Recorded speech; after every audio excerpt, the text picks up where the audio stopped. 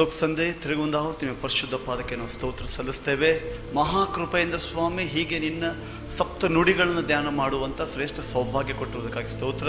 ಕರ್ತನೇ, ಈ ವಾಕ್ಯದ ಆಶೀರ್ವಾದಗಳನ್ನು, ವಾಕ್ಯದ ಜೀವದಿಂದ ನಮ್ಮನ್ನು ತುಂಬಿಸಬೇಕಾಗಿ ನಾವು ಕೇಳಿಕೊಳ್ತೇವೆ. ಈಗಾಗಲೇ 3 ಮಾತುಗಳ ಮೂಲಕವಾಗಿ ನಮ್ಮನ್ನು ಸಂತೈಸಿ, ನಮ್ಮನ್ನು ಬಲಪಡಿಸಿ, ನಿಮ್ಮ ಹೃದಯವನ್ನು ಪ್ರಕಟಪಡಿಸಿರುವುದಕ್ಕಾಗಿ ಸ್ತೋತ್ರ. 4 ಮತ್ತು ಮುಂದೆ ಹೇಳುವಂಥ 2 ಮಾತುಗಳನ್ನು ನಿನ್ನ ಕೆಲವೊಪ್ಪಿಸಿ ಕೊಡ್ತೇವೆ. ಯೇಸು ಕರ್ತನ ನಾಮದಲ್ಲಿ ಈ ಪ್ರಾರ್ಥನೆ ಕೇಳಿದಂತ ತಂದೆ, ಆಮೇನ್. ತಿರುಗುಂದಾವರ್ತಿ ನಿಮ್ಮೆಲ್ಲರೂ ಯೇಸು ಕರ್ತನ ನಾಮದಲ್ಲಿ ವಂದಿಸುವಂತನಾಗಿದ್ದೇನೆ. 4ನೇ ಮಾತು ಏನಂತಂದರೆ, ನನ್ನ ದೇವರೇ ಯಾಕೆ ನನ್ನ ಕೈ ಬಿಟ್ಟಿದ್ದಿ. ನಾವೀಗ ಕೂತ್ಕೊಂಡು ನಾವು ಧ್ಯಾನ ಮಾಡ್ತಾ ಇರುವಾಗ ಒಂದು ಆಲೋಚನೆ ಬರ್ತಾ ಇತ್ತು. ಏನಂದರೆ, ಹಾಸ್ಪಿಟ್ಲಲ್ಲಿ ಟೈಮ್ ಕೊಡ್ತಾರೆ. ಹಾಸ್ಪಿಟ್ಲಲ್ಲಿ ಒಂದು ಟೈಮ್ ಕೊಡ್ತಾರೆ ಅಂದರೆ ಈ ಟೈಮ್ ದಾಟಿಬಿಟ್ರೆ ಒಳ್ಳೆಯದು. ಆದರೆ ನಮ್ಗೆ ಸಭೆಯಲ್ಲಿ ಒಂದು ಟೈಮ್ ಕೊಡಲ್ಪಟ್ಟಿದೆ, ಈ ಟೈಮ್ ದಾಟಿದರೆ ಕೆಟ್ಟದ್ದು. ಹೀಗಾಗಿ ಕೆಟ್ಟದ್ದಾಗಲ್ಲ, ಒಳ್ಳೇದಾಗ್ತದೆ. ಸರಿಯಾಗಿ 15 ನಿಮಿಷದಲ್ಲಿ ಮುಗಿಸ್ಲಿಕ್ಕೆ ನಾವು ಪ್ರಯತ್ನ ಪಡೋದಿಲ್ಲ. ಖಂಡಿತವಾಗಿ 15 ನಿಮಿಷದಲ್ಲಿ ನಾವು ಮುಗಿಸೋಣದಿದೆ. ಹೀಗಾಗಿ 15 ನಿಮಿಷ ಕಾಲ ಏನನ್ನೂ ಮಾತಾಡದೆ ದೇವರು ಈ ವಾಕ್ಯದ ಮೂಲಕವಾಗಿ ನಮಗೇನು ಹೇಳಲಿಕ್ಕಿದ್ದಾರೆ ಅದ್ರ ಕಡೆ ನಾವು ಗಮನ ಕೊಡೋಣ. ಯೇಸು ಸ್ವಾಮಿ ತಂದೆಯಾದ ದೇವರ ಚಿತ್ತವನ್ನು 7 ಮಾತುಗಳಲ್ಲಿ ಇಲ್ಲಿ ಪ್ರಕಟ ಮಾಡ್ತಾ ಇದ್ದಾರೆ. ಈ 7 ಮಾತುಗಳು ಏನಂತಂದರೆ, ಹಳೆಯ ಒಡಂಬಡಿಕೆಯ ಅಂತ್ಯ, ಹೊಸ ಒಡಂಬಡಿಕೆಯ ಆರಂಭವನ್ನು ಇಲ್ಲಿ ಸೂಚಿಸ್ತದೆ. ಹಳೆಯ ಒಡಂಬಡಿಕೆಯಲ್ಲಿ ಏನಾದರೂ ಆಶೀರ್ವಾದ ಕೊಡಬೇಕಾದ್ರೆ ಅಲ್ಲಿ ಕಂಡೀಷನ್ ಇರ್ತಾ ಇತ್ತು. ನೀವು ಹಿಂಗೆ ಮಾಡಿದರೆ ಈ ಆಶೀರ್ವಾದ, ಹೀಗೆ ನಡ್ಕೊಂಡ್ರೆ ಈ ಆಶೀರ್ವಾದ. ಬಟ್ ಯೇಸು ಸ್ವಾಮಿಲಿ ಮಾತಾಡುವಾಗ ಅನ್ಕಂಡೀಷನಲ್ಲಿ, ಯಾವುದೇ ಕರಾರು ಹಾಕದೆ ನಮ್ಮ ಒಬ್ಬೊಬ್ಬರಿಗೂ ಇರುವಂಥ ಆಶೀರ್ವಾದ, ಫ್ರೀ ಆಗಿ ಇದನ್ನು ಹೊಂದಿಕೊಳ್ಳುವಂಥ ಸೌಭಾಗ್ಯ ದೇವರು ನಮಗಿಲ್ಲೇ ಕೊಟ್ಟಿದ್ದಾರೆ. ಇದು ಕೃಪೆ ಕಾಲಕ್ಕೆ ನಮ್ಮನ್ನು ನಡೆಸುವಂಥದ್ದಾಗಿದೆ. ಮೊದಲನೇದಾಗಿ, ತಂದೆ ಅವರನ್ನು ಕ್ಷಮಿಸು. ಸಾಮಾನ್ಯವಾಗಿ ನಾವು ಯಾರನ್ನು ಕ್ಷಮಿಸ್ತೇ ಬಂದರೆ ಯಾರಾದರೂ ಬಂದು ಕ್ಷಮಾಪಣೆ ಕೇಳಬೇಕಲ್ರಿ. ಇಲ್ಲಿ ಕ್ಷಮಾಪಣೆ ಯಾರು ಕೇಳ್ತಾನೆ ಇಲ್ಲ. ಅದಕ್ಕೆ ಹೇಳ್ತದೆ ಕೃಪೆಯಿಂದ ಸಿಗುವಂಥದ್ದು. ಇಲ್ಲಿ ಯಾರು ಕ್ಷಮಾಪಣೆ ಕೇಳ್ತಾ ಇಲ್ಲ. ಕ್ಷಮಾಪಣೆಗೆ ಯಾರು ಯೋಗ್ಯರು ಅಲ್ಲ, ಅರ್ಹರು ಅಲ್ಲ. ಆದರೆ ದೇವರಿಂದ ಕ್ಷಮಾಪಣೆ ನದಿಯಂತೆ ಹರಿದು ಬರ್ತಾ ಇದೆ. ಇದು ದೇವರಿಂದ ಸಿಗುವಂಥ ಉಚಿತವಾದಂಥ ಒಂದು ವರ. ಈ 7 ಮಾತುಗಳು ಅದ್ಭುತವಾದ ಸಂಗತಿಗಳು. ಇವತ್ತು 4ನೇ ಮಾತು, ನನ್ನ ದೇವರೇ ಯಾಕೆ ನನ್ನ ಕೈ ಬಿಟ್ಟಿದ್ದಿ ಎಂಬುದಾಗಿ ಯೇಸು ಸ್ವಾಮಿ ಇಲ್ಲಿ ಮಾತಾಡ್ತಾ ಇದ್ದಾರೆ. ಯೇಸು ಸ್ವಾಮಿ ತಂದೆ ಎಲ್ಲ ಉದ್ದೇಶ ನೆರವೇರಿಸ್ತಾ ಇದ್ದಾರೆ. ಯೇಸು ಸ್ವಾಮಿ ಹೇಳ್ತಾರೆ, ಈತನ ಪ್ರಿಯನಾದ ಕುಮಾರನು, ಈತನ ನಾನು ಮೆಚ್ಚಿದ್ದೇನೆ. ದೇವರು ಮೆಚ್ಚುವಂಥ ಕೆಲಸವನ್ನು ಮಾಡ್ತಾ ಇರುವಾಗಲೂ, ದೇವರ ಚಿತ್ತವನ್ನು ಮಾಡ್ತಾ ಇರುವಾಗಲೂ ಇಲ್ಲಿ ತಂದೆ ಮಗನ ಸಪ್ರೇಷನ್ ಆಗ್ತಾ ಇದೆ. ಇಬ್ಬರು ಪ್ರತ್ಯೇಕಿಸಲ್ಪಡುವಂಥ ಒಂದು ಸಮಯ. ಬಲವಾದ ಸೇವೆಯನ್ನು ಮಾಡಿದರೆ ಯೇಸು ಸ್ವಾಮಿ ತಂದೆಯನ್ನು ಮೆಚ್ಚಿಸಿದ್ದಾರೆ, ದೇವರ ಚಿತ್ತವನ್ನೆಲ್ಲ ಮಾಡಿದ್ದಾರೆ. ಇವೆಲ್ಲ ಹೋರಾಟಗಳ ಮಧ್ಯದಲ್ಲಿ ಯೇಸು ಸ್ವಾಮಿ ಎಷ್ಟು ಸೆನ್ಸಿಟಿವ್ ಆಗಿದ್ರು ಅಂತಂದರೆ, ತಂದೆ ಆತನ್ನು ಬಿಟ್ಟಿದ್ದು ಆತನಿಗೆ ಗೊತ್ತಾಯಿತು. ಇದನ್ನೇ ನಾವು ಅರ್ಥ ಮಾಡ್ಕೊಳ್ಬೇಕಾಗಿದ್ದಾರೆ. ಈ ದಿನ ಎಲ್ಲಿ ನಾವು ದೇವರನ್ನ ಬಿಟ್ಟು ಮುಂದೆ ಹೋಗಿದ್ದು ನಮ್ಗೆ ಗೊತ್ತೇ ಇಲ್ಲ. ಯಾವ ಸಮಯ, ಯಾವ ಮಾತು, ಯಾವ ವಿಚಾರ, ಯಾವ ಪಾಪ, ಯಾವ ನಮ್ಮ ಸ್ವಭಾವ ನಮ್ಮನ್ನು ದೇವರಿಂದ ದೂರ ಮಾಡ್ತು ನಮಗೆ ಯಾರಿಗೂ ಇನ್ನೂ ನೆನಪೇ ಇಲ್ಲರಿ. ಈ ದೇವರನ್ನ ಬಿಟ್ಟು ನಾವು ಮುಂದೆ ಹೋಗ್ಬಿಟ್ಟಿದ್ದೇವೆ, ಅಥವಾ ದೇವರು ನಮ್ಮನ್ನು ಬಿಟ್ಟು ತುಂಬ ಮುಂದೆ ಹೋಗ್ಬಿಟ್ಟಿದ್ದಾರೆ. ಆದರೆ ಯೇಸು ಸ್ವಾಮಿ ನೋಡ್ತೇವೆ, ಆ ಕ್ಷಣವೇ ಯೇಸು ಸ್ವಾಮಿ ಎಷ್ಟು ಸೂಕ್ಷ್ಮರಾಗಿದ್ದಾರೆ ಅಂತಂದರೆ, ಆ ಕ್ಷಣ ಯೇಸು ಸ್ವಾಮಿಗೆ ಅರ್ಥ ಆಯಿತು, ತಂದೆ ನನ್ನನ್ನು ಬಿಟ್ಟಿದ್ದಾನೆ. ಎಲ್ಲ ಮಾತುಗಳಲ್ಲಿ ಈ ಮಾತನ್ನು ಯೇಸು ಸ್ವಾಮಿ ಗಟ್ಟಿಯಾಗಿ ಕೂಗಿದ್ರಂತೆ. ಗಟ್ಟಿಯಾಗಿ ಕೂಗಿ, ನನ್ನ ದೇವರೇ ಯಾಕೆ ನನ್ನ ಕೈ ಬಿಟ್ಟಿದ್ದೆ. ಯಾವಾಗ ಯೇಸು ಸ್ವಾಮಿ ಇಡೀ ಲೋಕದ ಪಾಪವನ್ನು ತನ್ನ ಮೇಲೆ ಹಾಕ್ಕೊಳ್ಳುವಾಗ, ಆತನು ಪರಿಶುದ್ಧನಾದಂಥವನು, ಎಲ್ಲರಿಗಿಂತಲೂ ಅಶುದ್ಧನಾದನು. ಶಿಲುಬೆ ಮೇಲೆ ಆತನ ಮುಖ ನೋಡಲಿಕ್ಕೆ ಯಾರಿಗೂ ಆಗ್ತಾ ಇರಲಿಲ್ಲ, ಹುಳದಂಥವನು ಎಂಬುದಾಗಿ ವಾಕ್ಯ ಹೇಳ್ತದೆ. ದೇವರು ಸರ್ವಶಕ್ತನೂ ಹೌದು, ಅದೇ ಸಮಯದಲ್ಲಿ ದೇವರು ಬಲಹೀನನೂ ಹೌದು. ಶಿಲುಬೆ ಮೇಲೆ ಅಸಹಾಯಕನಾಗಿ ಆತನ ತೂಗಾಕಲ್ಪಟ್ಟ. ಕಳ್ಳ ಕೇಳ್ತಾನ್ರಿ, ನಿನ್ನ ರಕ್ಷಿಸ್ಕೋ, ನಮ್ಮನ್ನು ರಕ್ಷಿಸಪ್ಪ ಅಂತ ಹೇಳಿ. ಅಷ್ಟು ಅಸಹಾಯಕ ಆಗಿದೆ ಯೇಸು ಸ್ವಾಮಿ. ಅಷ್ಟು ಅಸಹಾಯಕ ಸ್ಥಿತಿಯಲ್ಲಿ ಯೇಸು ಸ್ವಾಮಿ ಇದ್ದಾರೆ. ಇವುಗಳ ಮಧ್ಯದಲ್ಲಿ ಯೇಸು ಸ್ವಾಮಿಗಿರುವಂಥ ಚಿಂತೆ ಏನಂದರೆ, ಅವರನ್ನು ಮುಖಕ್ಕೆ ಉಗುಳುತ್ತಾ ಇದ್ದಾರೆ, ಹೊಡಿತಾ ಇದ್ದಾರೆ, ಎಲ್ಲೆಲ್ಲಿ ಏನೇನೋ ಪ್ರಶ್ನೆಗಳು ಮಾಡ್ತಾ ಇದ್ದಾರೆ. ಇದು ಯಾವುದು ನನಗೆ ಮ್ಯಾಟರ್ ಮಾಡಲ್ಲ. ಇನ್ನು ಸ್ವಲ್ಪ ಹೊತ್ತಿಗೆ ನಾನು ಪ್ರಾಣವನ್ನು ಒಪ್ಪಿಸಿ ಕೊಡಬೇಕು. ಅನೇಕರು ಹೇಳ್ತಾರೆ, ಪ್ರವಾದಿಯಾಗಿದ್ದರೆ ಮೇಲಿಂದ ಇಳಿದು ಬಾ ಅಂತ ಹೇಳ್ತಾರೆ. ಏನೆಲ್ಲ ಮಾತುಗಳು ಬರ್ಬೋದು, ಆದರೆ ನನಗೆ ಬಹಳ ಪ್ರಾಮುಖ್ಯವಾಗಿದ್ದು ನನ್ನ ಮತ್ತು ನನ್ನ ತಂದೆ ಸಂಬಂಧ. ಈ ದಿನ ಬಹಳ ವಿಷಯಗಳು ನಮಗೆ ಪ್ರಾಮುಖ್ಯ ಇದೆ, ಬಹಳ ವಿಷಯಗಳು ನಮಗೆ ಅವಶ್ಯ ಇದೆ. ಬಟ್ ಬಹಳ ಪ್ರಾಮುಖ್ಯವಾದದ್ದು ಯಾವುದಂತ ನಾವು ಅರ್ಥ ಮಾಡಿಕೊಳ್ಬೇಕಾಗಿದೆ, ದೇವರ ಮತ್ತು ನಮ್ಮ ಸಂಬಂಧ. ಯೇಸು ಸ್ವಾಮಿ ಈ ಮಾತನ್ನು ಇಲ್ಲಿ ಯಾಕೆ ಬರೆಯಲ್ಪಟ್ಟಿದ್ದಾರೆ ಗೊತ್ತಾ? ಈ ದಿನ ದೇವರ ಮಕ್ಕಳಾದ ನಾವುಗಳು ದೇವರೊಂದಿಗೆ ನಡೆಯುವಂಥದ್ದು ಬಹಳ ಪ್ರಾಮುಖ್ಯ. ದೇವರ ನ್ಯೂನ್ಯತೆಯಲ್ಲಿ, ದೇವರ ಸಹವಾಸದಲ್ಲಿ ಜೀವಿಸುವಂಥದ್ದು ಬಹಳ ಪ್ರಾಮುಖ್ಯವಾಗಿದೆ. ಅದಕ್ಕಾಗಿ ಯೇಸು ಸ್ವಾಮಿ ನಾವುಗಳು ತಂದೆಯೊಂದಿಗೆ ಒಂದಾಗುವುದಕ್ಕಾಗಿ ನಮ್ಮೆಲ್ಲ ಪಾಪಗಳನ್ನು ಶಿಲುಬೆ ಮೇಲೆ ಆತನು ಹೊತ್ತುಕೊಂಡು ನಮ್ಮೆಲ್ಲ ಪಾಪಗಳನ್ನು ಬಿಡುಗಡೆ ಮಾಡಿ ನಮ್ಮನ್ನು ತಂದೆಯೊಂದಿಗೆ ಆತನು ಒಬ್ಬರನ್ನಾಗಿ ಮಾಡಿದ್ದಾನೆ. ಆದರೆ ಈ ದಿನ ದುರದೃಷ್ಟಕರ ಸಂಗತಿ ಏನಂದರೆ 100ರಲ್ಲಿ 90 ಜನ ದೇವರೊಂದಿಗೆ ಇಲ್ರಿ. 10 ಜನ ಕುಷ್ಠರೋಗಿಗಳು, 10 ಜನ ಕುಷ್ಠರೋಗಿ ವಾಸ ಆಗ್ತದೆ, ಗುಣವಾಗ್ತಾರೆ. ಅದರಲ್ಲಿ 9 ಜನ ಮನೆಗೆ ಹೋಗ್ಬಿಟ್ರಂತೆ. ಅದರ ಒಬ್ಬ ವ್ಯಕ್ತಿ ಕೃತಜ್ಞತೆಯಿಂದ ಯೇಸು ಸ್ವಾಮಿ ಬಳಿಗೆ ಬಂದ. ಈ ದಿನ ಯೇಸುವಿನ ಬಳಿಗೆ ಬರುವುದಕ್ಕೆ ತಿರುಗಿ ನಾವು ಮನಸ್ಸು ಮಾಡಬೇಕಾಗಿದೆ. ನಿಮ್ಗೆ ಅನಿಸ್ತಾ ಇರೋದು, ಬೆಳಗ್ಗೆ ನಾನು ಇದನ್ನು ಹೇಳಿದ್ದೇನೆ, ಈಗಲೂ ಇದನ್ನು ಹೇಳ್ತಾ ಇದ್ದೇನೆ, ನಾನು ಇನ್ನೊಂದು 10 ಸರಿ ಕೊಟ್ಟರೆ ಇದನ್ನು ಹೇಳ್ತೇನೆ, ಯೇಸು ಸ್ವಾಮಿ ಬಳಿಗೆ ಬನ್ನಿರಿ. ಅದಕ್ಕಿಂತ ಹೆಚ್ಚಿನದು ಯಾವುದೂ ಇಲ್ಲ.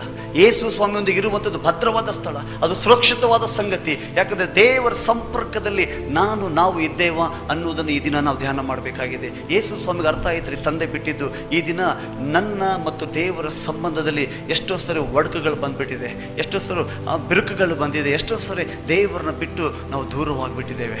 ಈ ದಿನ ನಾವು ಎಚ್ಚರ ಆಗಬೇಕಾಗಿದೆ. ನಿಜವಾದ ಉಜ್ಜೀವನ ಅಂದ್ರೆ ಏನು ಗೊತ್ತಾ? ನಾವು ಉಜ್ಜೀವನ ಕೂಟಗಳು ಅಂತ ಹೇಳ್ತೇವೆ, ರಿವೈವಲ್ ಮೀಟಿಂಗ್ಸ್ ಅಂತ ಹೇಳ್ತೇವೆ. ಏನು ಗೊತ್ತಾ?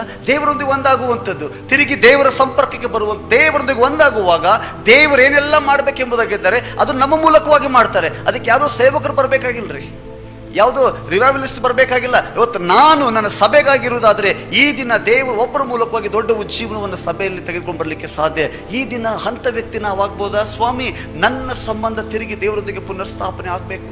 ಮುರಿಯಲ್ಪಟ್ಟಂಥ ಸಂಬಂಧ, ಹಳಸಿ ಹೋದಂಥ ಸಂಬಂಧ, ಅರ್ಧಮುರ್ಧ ಇದ್ದೇವೆ. ನಾವೇನು ಪ್ರೇಯರ್ ಮಾಡ್ತಾ ಇದ್ದೇವೆ, ನಾವೇನು ಆತ್ಮಿಕ ಜೀವಿತ ಮಾಡ್ತಾ ನಮ್ಗೆ ಏನೂ ಅರ್ಥ ಆಗಿಲ್ಲ. ಕನ್ಫ್ಯೂಷನ್ ಸ್ಪಿರಿಚುವಲ್ ಲೈಫ್, ಆತ್ಮಿಕವಾಗಿ ಗಲಿಬಿಲಿಯಲ್ಲಿದ್ದೇವೆ. ಯಾವುದು ನಿರ್ದಿಷ್ಟತೆ ನಮ್ಮೊಳಗಡೆ ಇಲ್ಲ. ಹೇಗೆ ಬರ್ತದೆ ಹಾಗೆ ಆತ್ಮಿಕ ಜೀವಿತ ಜೀವಿಸ್ತಾ ಇದ್ದೇವೆ. ಆದರೆ ದೇವರ ಸಂಬಂಧದಲ್ಲಿ ನಾವು ಬರುವಾಗ ಅದು ಸಿಸ್ಟಮೆಟಿಕ್ ಆಗಿ ದೇವರ ವಾಕ್ಯದ ಪ್ರಕಾರವಾಗಿ ನಮ್ಮ ಆತ್ಮಿಕ ಜೀವಿತ ತಿರುಗಿ ಕಟ್ಟಲ್ಪಡ್ತದೆ. ಆಗ ದೇವರ ಬಾಯಿಂದ ಬರುವಂಥ ಮಾತೇನು ಗೊತ್ತಾ? ಈತ ನನ್ನ ಪ್ರಿಯ ಕುಮಾರನು, ಈತ ನಾನು ಮೆಚ್ಚಿದ್ದೇನೆ. ಈ ದಿನ ನಮ್ಮ ಮೂಗಿನ ನೇರಕ್ಕೆ ಎಲ್ಲ ಸರಿನೇ ಕಾಣ್ತದೆ ರೀ. ನಾನು ಮಾಡೋದು ನಮಗೆ ಸರಿನೇ, ನಮ್ಮ ಬೆನ್ನು ನಮಗೆ ಕಾಣುವುದಿಲ್ಲ.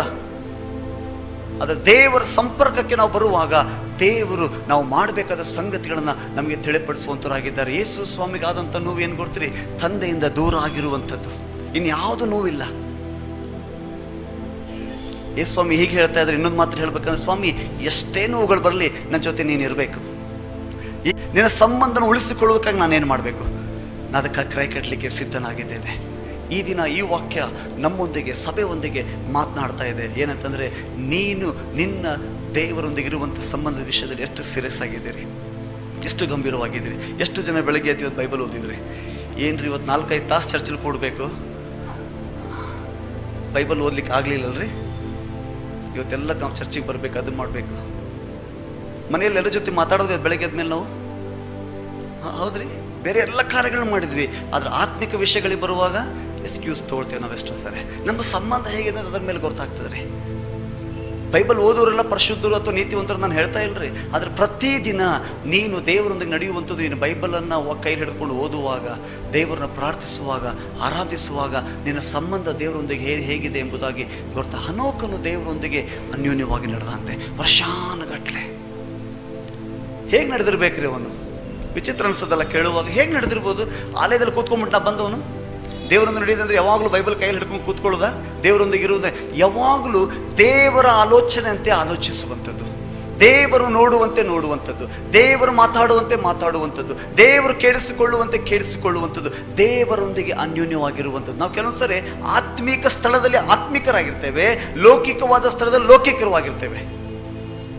ಇದು ದೇವರೊಂದಿಗೆ ನಡೆಯುವಂಥದ್ದಲ್ಲ, ಇದು ದೇವರೊಂದಿಗೆ ಕೂತ್ಕೊಳ್ಳುವಂಥವ್ರು. ಇವರು ಇಲ್ಲಿ ಕೂತ್ಕೊಳ್ತಾರೆ, ಇಲ್ಲಿಂದ ಎದ್ದು ಮುಂದೆ ಹೋಗಿ ಇನ್ನೊಂದು ಕಡೆ ಕೂತ್ಕೊಳ್ತಾರೆ. ಆ ಥರ ನಾವು ಆಗಿ ಮಾಡಿದ್ರಿ. ಇವತ್ತು ದೇವರ ಜೊತೆ ಕೂತ್ಕೊಳ್ಳೋರು ಬೇಕಾಗಿಲ್ಲ, ದೇವರೊಂದಿಗೆ ನಡೆಯುವಂಥವ್ರು ಬೇಕಾಗಿದ್ದಾರೆ. ಎಲ್ಲ ಸ್ಥಳದಲ್ಲಿಯೂ, ಎಲ್ಲ ಪರಿಸ್ಥಿತಿಯಲ್ಲಿಯೂ ನಾನು ಯೇಸುವಿಗಾಗಿ ಅವೈಲೇಬಲ್ ಆಗಿದ್ದೇನೆ, ಯೇಸುವಿಗಾಗಿ ನಾನು ಅವೈಲೇಬಲ್ ಆಗಿದ್ದೇನೆ. ಎಲ್ಲ ಸ್ಥಳದಲ್ಲಿಯೂ ಯೇಸು ಸ್ವಾಮಿಯ ಆಲೋಚನೆಯಂತೆ, ಯೇಸು ಸ್ವಾಮಿಯ ವಾಕ್ಯದ ಅಡಿಪಾಯದಲ್ಲಿ ಜೀವಿಸುವಂಥ ಮಗನು ನಾನು ಆಗಬೇಕು. ಅಂಥವರು ದೇವರೊಂದಿಗಿರುವಂಥವರು, ದೇವರ ಸಂಬಂಧ ಅವರೊಂದಿಗೆ ದೇವರ ಸಂಬಂಧ ಗಟ್ಟಿಯಾಗಿದೆ ಎಂಬುದಾಗಿ ಅಲ್ಲಿ ಅರ್ಥ ಕಂಡು ಬರುವಂಥದ್ದಾಗಿದೆ.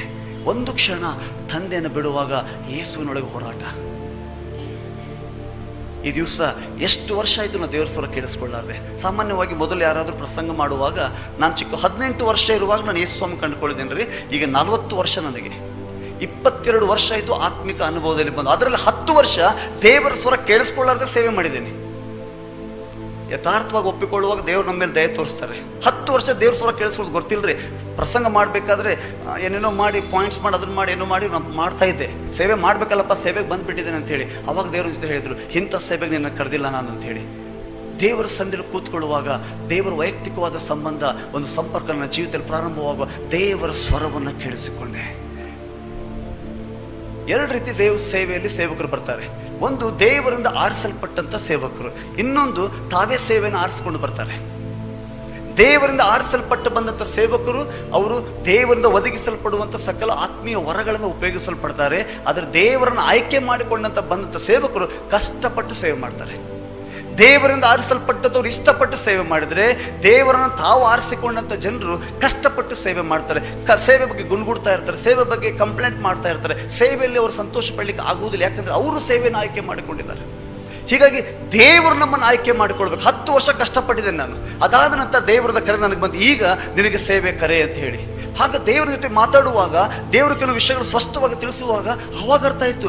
ಆತ್ಮಿಕ ಜೀವಿತ ಅಡಿಪಾಯದಲ್ಲಿ ಬಂದು ನಮ್ಮನ್ನು ನಾವು ಬಲಪಡಿಸಿಕೊಳ್ಳುವಾಗ, ಕರ್ತನ ಅನ್ಯೂನ್ಯತೆಗೆ ನಾವು ಬರುವಾಗ ದೇವರ ಸಂಬಂಧ ವಿಧೇಯವಾಗಿ ಅರ್ಥ ಆಗುವಂಥದ್ದು. ಹೇಗೆಂದರೆ ದೇವರ ಸ್ವರವನ್ನು ಕೇಳಿಸಿಕೊಳ್ಳುವಂಥದ್ದು. ಯೇಸು ಸ್ವಾಮಿ ಹೇಳ್ತಾರೆ, ನನ್ನ ಕುರಿಗಳು ನನ್ನ ಸ್ವರಕ್ಕೆ ಕಿವಿಗೊಡ್ತದೆ. ಈ ದಿನ ನನ್ನ ಜೊತೆ ದೇವರು ಮಾತಾಡ್ತಾರೆ, ನಮ್ಮೆಲ್ಲರ ಜೊತೆ ದೇವರು ಮಾತಾಡ್ತಾರೆ. ಆದರೆ ಅನೇಕ ವಿಷಯದಲ್ಲಿ ನಾವು ಗಲಿಬಿಲಾಗಿದ್ದೇವೆ. ಈ ದಿನ ದೇವರನ್ನು ಆಯ್ಕೆ ಮಾಡಿಕೊಳ್ಳ್ರಿ. ಅನೇಕ ಆಯ್ಕೆಗಳು ನಿಮ್ಮ ಮುಂದಿದೆ. ನಿಮ್ಮ ಸಮಯ ಕಳೆಯುವುದಕ್ಕಾಗಿ, ಎಂಟರ್ಟೈನ್ಮೆಂಟ್ಗಾಗಿ, ಚೇಂಜಸ್ಗಾಗಿ ಅನೇಕ ಸಂಗತಿಗಳು ನಿಮ್ಮ ಮುಂದಿದೆ.